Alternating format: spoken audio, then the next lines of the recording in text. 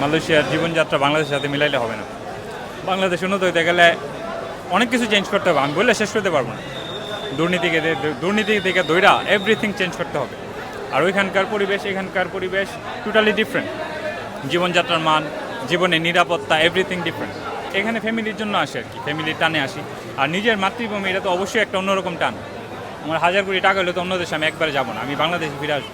বাংলাদেশে কিছু একটা করার ইচ্ছা আছে আর কি। প্রবাসীর ঈদ তো আপনার শুধু নামাজ পড়া, খাওয়া দাওয়া করে যার যার মতো করে চলে যায় কাজে। আর বাংলাদেশের ঈদটা হচ্ছে আনন্দময়। দেশে আসার পরে এই যে ছোটো ভাইগুলো, এই যে বুকে জড়াই ধরি, স্ত্রী সন্তান মা আছে, ওদের সাথে ভালোই। দেশে আসার দেশের অনুভূতি অন্যরকম। যারা প্রবাসে থাকে তাদের সবারই একটা ইচ্ছা থাকে আর কি দেশে আসা। অনেকে হ্যাঁ পরিচিত মুখগুলা দেখা, যেমন হয় ছোটো ভাই আসছে জব ছেড়ে আইসা পড়ছে, এটাই ভালোবাসা আর কি। আর আমি ওদেরটা নিয়ে আসি, আমার ছোটো ভাইগুলোর জন্য আসি বেশিরভাগ। ফ্যামিলি থেকে আমার ছোটো ভাইগুলো আমার বেশি আপন। আমার মা যেমন আপন, আমার ওয়াইফ সন্তান যেমন আপন, ওরা আমার তার থেকে বেশি মানে সিমিলার আর কি। কলিজার টুকরা ছোটো ভাই সবগুলো। সবার জন্য আমি সবাইকে খুব ভালোবাসি আর ওদেরকে বেশি আদর করি, ছোটো ভাইগুলোরে বেশি আদর করি।